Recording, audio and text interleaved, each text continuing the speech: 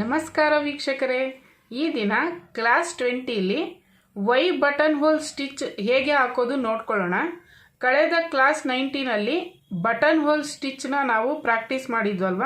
ಈಗ Y button hole stitch ಹೇಗೆ ಹಾಕೋದು ನೋಡ್ಕೊಳ್ಳೋಣ. ಇದಕ್ಕೆ ನಾನು ಎರಡು ಥರನೂ ನಿಮಗೆ ತೋರಿಸ್ತೀನಿ. ಇದು ಪ್ರಾಕ್ಟೀಸ್ ಮಾಡೋದಕ್ಕೋಸ್ಕರ ಸ್ವಲ್ಪ ಸೈಜು ದೊಡ್ಡದಾಗಿ ತೋರಿಸ್ತಾ ಇದ್ದೀನಿ.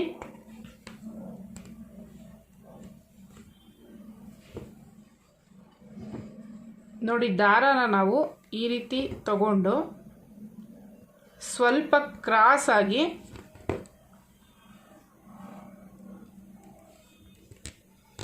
ಇಲ್ಲಿ ನೀವು ನೋಡ್ಬೋದು, ನಾನು ಇಲ್ಲಿ ಡಾಟ್ನ ಮಾತ್ರ ಇಟ್ಟಿದ್ದೀನಿ. ವೈ ಲೆಟರ್ ಬರುತ್ತಲ್ಲ, ಆ ರೀತಿಯಾಗಿ ನಾವು ಇದನ್ನು ಹಾಕಬೇಕು. ಇಲ್ಲಿಂದ ಮಾತ್ರ ಕ್ರಾಸಲ್ಲಿ ತಗೊಂಡು ಮತ್ತೆ ಈ ಲೈನಿಂದ ಈ ರೀತಿ ಸ್ಟ್ರೈಟಾಗಿ ತಗೋಬೇಕು. ಸ್ಟ್ರೈಟಾಗಿ ತಗೊಂಡಿದ್ದಾದಮೇಲೆ ದಾರಾನ ಇಲ್ಲಿ ಎಳ್ಕೊಂಡು ಮತ್ತೆ ಅದೇ ರೀತಿ ಹಾಗೆ ಇಲ್ಲಿ ಟೈಟಾಗೇ ಇಟ್ಕೊಳ್ಳಿ ಕೆಳಗಡೆ ದಾರಾನ. ಮತ್ತೆ ಇಲ್ಲಿ ಕ್ರಾಸ್ ಆಗಿ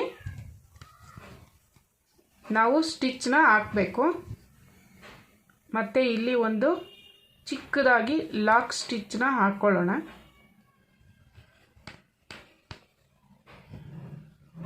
ಇಲ್ಲಿ ಲಾಕ್ ಆಗಿದೆ. ಮತ್ತೆ ಈಗ ಕ್ರಾಸಲ್ಲೇ ತಗೋಬೇಕು. ಕ್ರಾಸಲ್ಲಿ ತಗೊಂಡು ಇದನ್ನು ಸ್ಟ್ರೈಟಾಗಿ ಎಳ್ಕೋಬೇಕು. ದಾರಾನ ತುಂಬ ಲೂಸ್ ಬಿಡಬೇಡಿ, ಹಾಗೆ ಟೈಟಾಗೂ ಹಿಡಿಬೇಡಿ.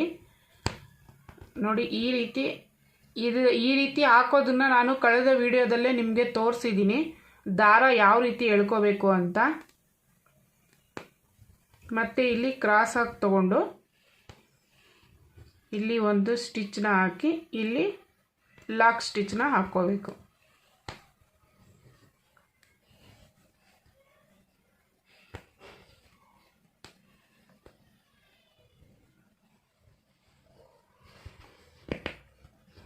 ಈಗ ಇದು ಲಾಕ್ ಆಗಿದೆ.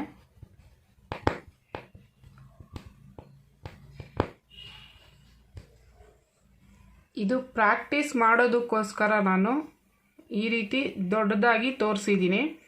ಆದರೆ ಈ ರೀತಿ ಡಿಸೈನಲ್ಲಿ ಅಪ್ಲೈ ಆಗೋದಿಲ್ಲ. ಇದು ಚಿಕ್ಕದಾಗಿ ನಾವು ಡಿಸೈನ್ನ ಹಾಕಬೇಕು. ಅದಕ್ಕೋಸ್ಕರ ಮತ್ತೆ ನಿಮಗೆ ಚಿಕ್ಕದಾಗಿ ಸಹ ಯಾವ ರೀತಿ ಹಾಕಬೇಕು ಅಂತ ಇಲ್ಲಿ ಲೈನ್ನ ಹಾಕಿ ರೆಡಿ ಮಾಡಿ ಇಟ್ಟಿದ್ದೀನಿ. ಇದರಲ್ಲೂ ಸಹ ಚಿಕ್ಕದಾಗಿ ಹಾಕೋದನ್ನು ಸಹ ತೋರಿಸ್ತೀನಿ. ನೀವು ಫಸ್ಟು ಸ್ಟಾರ್ಟಿಂಗು ಪ್ರಾಕ್ಟೀಸ್ ಮಾಡುವಾಗ ಮಾತ್ರ ಈ ರೀತಿಯೇ ಮಾಡ್ಕೊಳ್ಳಿ.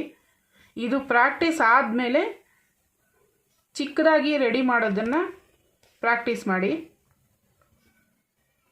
ನೋಡಿ, ಇಲ್ಲೂ ಅಷ್ಟೇ ಕ್ರಾಸಾಗಿ ತಗೋಬೇಕು.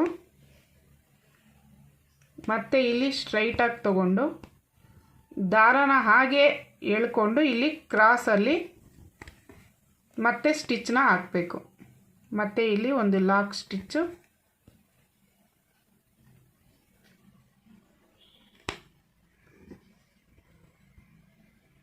ಮತ್ತು ಕ್ರಾಸಲ್ಲಿ ತಗೋಬೇಕು.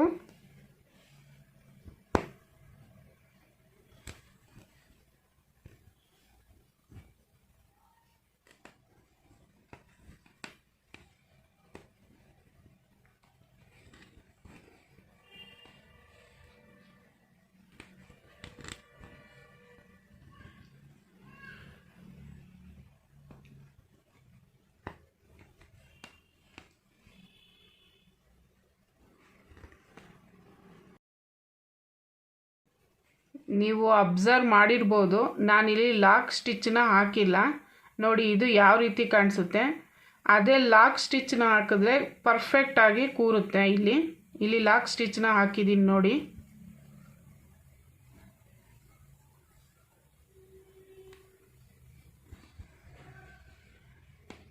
ವಿಡಿಯೋ ಅಪ್ಲೋಡ್ ಮಾಡೋದಕ್ಕೆ ಸ್ವಲ್ಪ ತಡ ಆಯಿತು.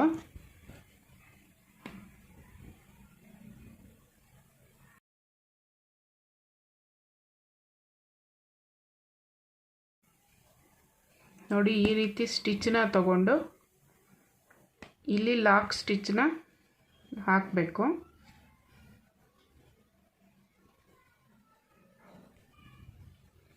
ನೋಡಿ ಇಲ್ಲಿ ಕರೆಕ್ಟಾಗಿ ಲಾಕ್ ಸ್ಟಿಚ್ ಹಾಕಿರೋದಕ್ಕೆ ಡಿಸೈನ್ ಯಾವ ರೀತಿ ಕಾಣಿಸುತ್ತೆ. ಇಲ್ಲಿ ಲಾಕ್ ಸ್ಟಿಚ್ನ ನಾನು ಹಾಕಿಲ್ಲ,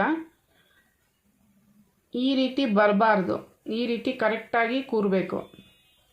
ಹಾಗೆ ನೀವು ಈ ಲೈನ್ಸ್ನ ಹಾಕ್ಕೊಳ್ತೀರಲ್ವ, ಈ ಲೈನ್ಸ್ನ ನಾವು ಡಿಸೈನಲ್ಲಿ ಸಪೋಸ್ ಈಗ ಮ್ಯಾಂಗೋ ಶೇಪಲ್ಲಿ ಆ ಥರ ಎಲ್ಲ ಡಿಸೈನ್ ಮಾಡೋವಾಗ ಲೈನ್ ಹಾಕ್ಕೊಳ್ಳೋದೇ ನಾವು ರೆಡಿ ಮಾಡಬೇಕಾಗುತ್ತೆ. ಅದಕ್ಕೋಸ್ಕರ ನೀವು ಈ ಲೈನ್ನ ಕರೆಕ್ಟಾಗಿ ಇದು ಎಷ್ಟು ಮೆಜರ್ ಇರುತ್ತೋ ಅಷ್ಟೇ ಇದನ್ನು ಇಟ್ಕೊಳ್ಳಿ. ಇದನ್ನು ಪ್ರಾಕ್ಟೀಸ್ ಮಾಡಿದ್ಮೇಲೆ ಈ ಲೈನ್ ಹಾಕ್ದೇ ಹಾಗೆ ನೀವು ಡಿಸೈನ್ ಹಾಕೋದನ್ನು ಕಲ್ತ್ಕೋಬೇಕು.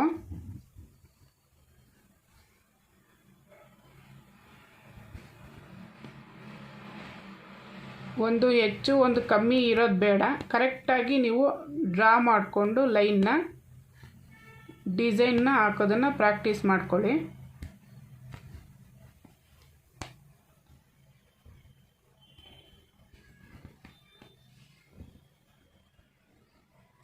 ಈ ಸೈಜಲ್ಲಿ ನೀವು ಸ್ಟಿಚ್ನ ಹಾಕ್ತಾ ಇದ್ದರೆ ನಿಮಗೆ ಇನ್ನೂ ಚಿಕ್ಕದಾಗಿ ಸಹ ಡಿಸೈನ್ನ ನೀವು ಹಾಕ್ಬೋದು. ಆ ರೀತಿ ನಿಮಗೆ ಕೈ ಕೂರುತ್ತೆ.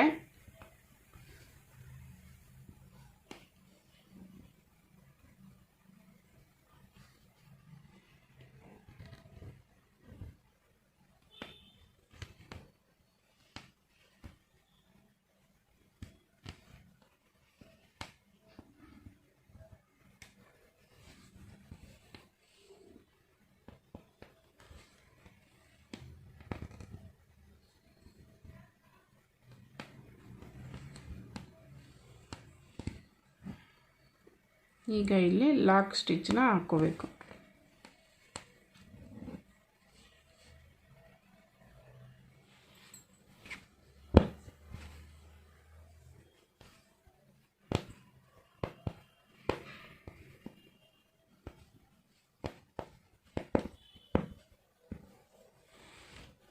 ನೋಡಿ ಇದು ಯಾವ ರೀತಿ ಕಾಣಿಸುತ್ತೆ.